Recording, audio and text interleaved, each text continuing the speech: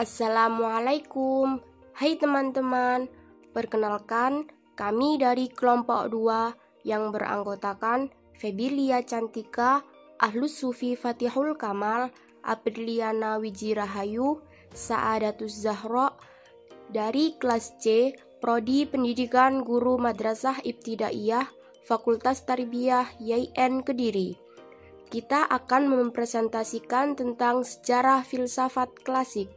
Dan jangan lupa like and share ya teman-teman. Di sini kita dari kelompok 2 akan membahas tentang filsafat periode Sokrates, filsafat periode Helenistik, dan filsafat periode Romawi. Filsafat periode Sokrates, ajaran bahwa semua kebenaran itu relatif, telah menggoyahkan teori-teori sains yang telah mapan, mengguncangkan keyakinan agama. Ini menyebabkan kebingungan dan kekacauan dalam kehidupan. Inilah sebabnya Sokrates harus bangkit.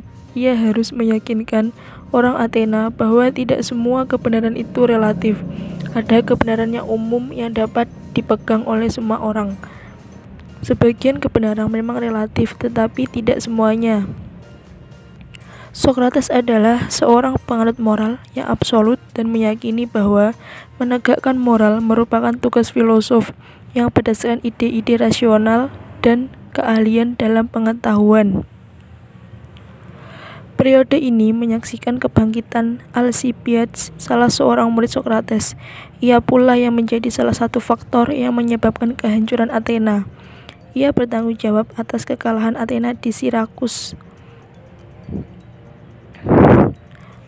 tahun 404. Perang Peloponnesia berakhir menghasilkan Athena takluk di bawah Sparta. Antara tahun 404 sampai 403, partai oligarki menguasai Athena. Tahun 403, demokrasi untuk terakhir kalinya dicoba dibangun, tetapi itu bukanlah pemerintahan yang bijaksana. Di bawah sponsor merekalah pada tahun 399, Sokrates dituduh dengan 2 tuduhan, merusak pemuda dan menolak tuhan-tuhan negara. Akan tetapi, Kierkegaard, bapak eksistensialisme modern, amat mengagumi Sokrates, dan ia menjadikan filsafat Sokrates sebagai model filsafatnya.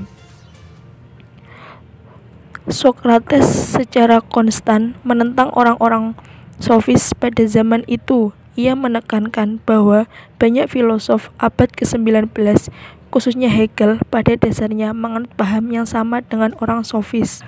Bertens menjelaskan ajaran Sokrates sebagai berikut. Ajaran itu ditujukan untuk menentang ajaran relativisme sofis. Ia ingin menegakkan sains dan agama walau dipandang sepintas. Menurut pendapat Sokrates, ada kebenaran objektif yang tidak bergantung pada saya atau pada kita. Untuk membuktikan kebenaran yang objektif, Sokrates menggunakan metode tertentu. Metode itu bersifat praktis dan dijalankan melalui percakapan-percakapan. Ia menganalisis pendapat-pendapat. Metode yang digunakan Sokrates biasanya disebut dialektika, dari kata Yunani dialegestai yang berarti bercakap-cakap atau berdialog. Metode Sokrates dinamakan dialektika karena dialog mempunyai peranan penting di dalamnya. Di dalam traktatnya tentang metafisika, Aristoteles memberikan catatan mengenai metode Sokrates. Ada 2 penemuan. Yang pertama ialah menemukan induksi, dan yang kedua menemukan definisi. Dalam logikanya, Aristoteles menggunakan istilah induksitas kala pemikiran bertolak dari pengetahuan yang khusus lalu menyimpulkan pengetahuan yang umum dilakukan Sokrates. Sokrates mengupayakan sifat umum keutamaan dengan cara menyebut ciri yang disetujui bersama dan menyisihkan ciri khusus yang tidak disetujui bersama. Itulah cara membuat definisi tentang suatu objek. Filsafat periode Helenistik. Periode Helenistik atau era Helenistik adalah masa yang berlangsung setelah penaklukan Alexander Agung.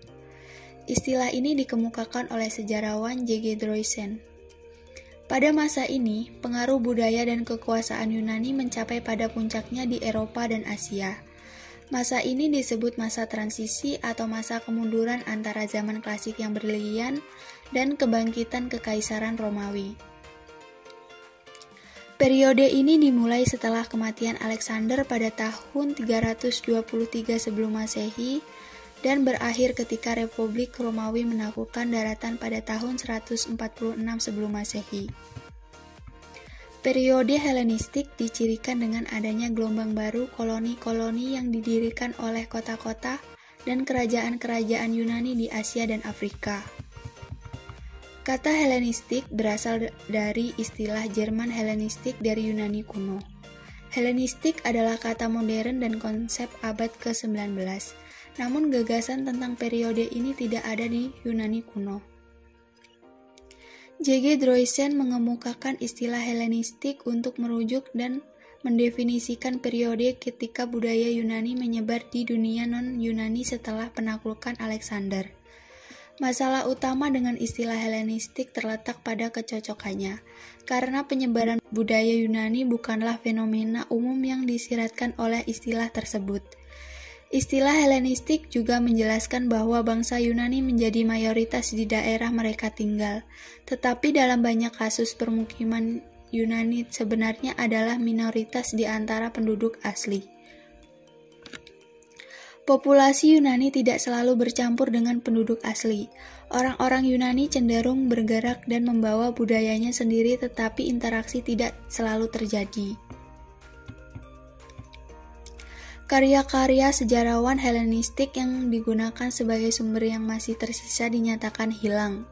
Sumber yang masih tertahan dan paling kredibel untuk periode Helenistik adalah Polybios dari Megalopolis, seorang negarawan dari Liga Achaia hingga 168 sebelum Masehi ketika ia dipaksa pergi ke Roma sebagai sandera. Catatan sejarahnya berjumlah 40 buku, yang mencangkup tahun 220 hingga 167 sebelum Masehi. Sumber yang lain termasuk Epitoma Justinus dari catatan Pempius Trogus, Historia Philippicae, dan ringkasan acara Arian setelah Alexander. Sumber tambahan yang lebih sedikit termasuk Curtius Rufus, Pausanias, Pliny, dan Ensiklopedia Byzantium Suda. Dalam bidang filsafat, kehidupan dan pendapat dari para filsuf tersohor milik Diogenes Laertius merupakan sumber utamanya. Karya-karya seperti De Natura Deorum dari Cicero juga memberikan beberapa perinci lebih lanjut tentang sekolah-sekolah filsafat pada masa Helenis. Filsafat periode Romawi. Menurut legenda, kota Roma didirikan pada tanggal 21 April 753 sebelum Masehi oleh Romulus dan Remus, anak kembar keturunan Aenes, kesatria ningrat asal Troya. Orang Romawi mulai mempelajari filsafat sejak sekitar 200 sebelum Masehi. Ketika itu bangsa Romawi menaklukkan Yunani. Karena itu banyak prajurit dan jenderal Romawi yang melakukan kontak dengan para filsuf Yunani. Bangsa Romawi menyadari bahwa filsuf Yunani semacam Socrates, Plato, dan Aristoteles telah banyak berkontribusi untuk filsafat. Beberapa orang Romawi menjadi tertarik, dan pada sekitar 50 sebelum Masehi, orang Romawi mulai menulis filsafat mereka sendiri, meskipun sebagian besarnya masih merupakan terjemahan dari bahasa Yunani ke bahasa Latin. Sementara itu, perempuan tidak diperbolehkan belajar filsafat. Salah satu orang Romawi pertama yang menulis mengenai filsafat adalah Lucretius. Ia mengikuti pandangan filsafat Epikurean Yunani. Dia menulis sebuah syair panjang berjudul Sifat Benda yang menjelaskan mengenai filsafat Epikurean dalam bahasa Latin untuk orang yang tidak bisa berbahasa Yunani. Filsuf Romawi lainnya adalah Cicero yang menulis filsafat pada waktu yang hampir sama dengan Lucretius. Cicero merupakan filsuf skeptis.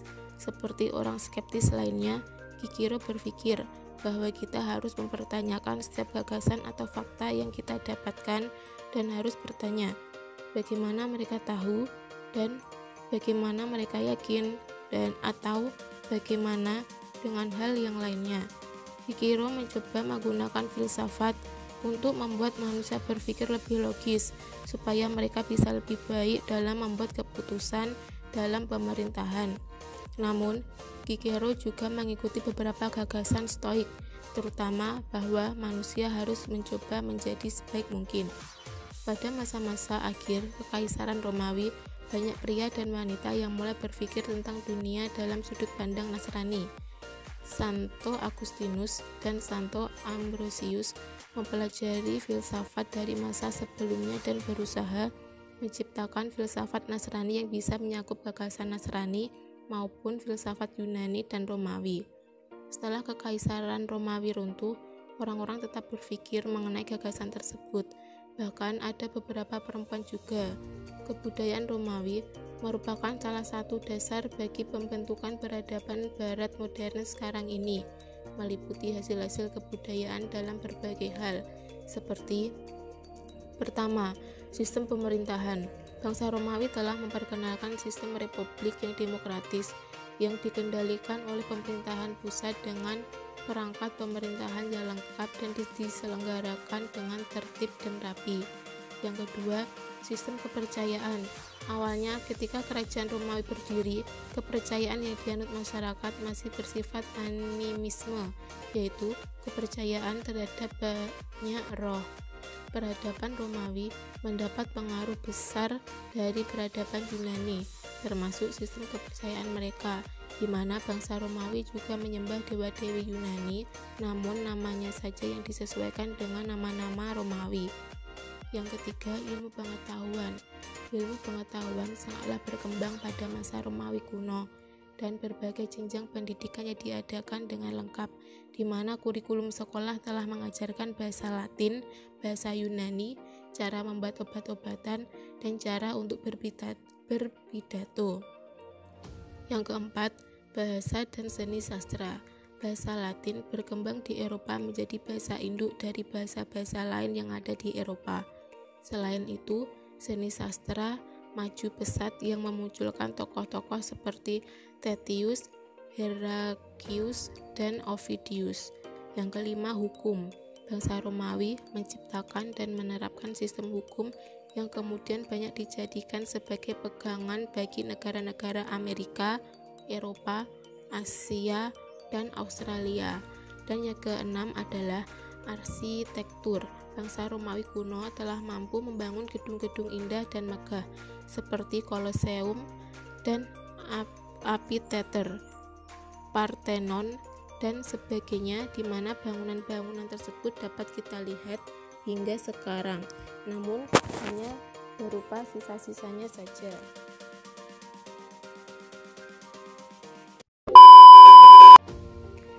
Sekian presentasi dari kelompok kami. Semoga penjelasan dari kita tentang sejarah filsafat klasik dapat bermanfaat bagi teman-teman semua.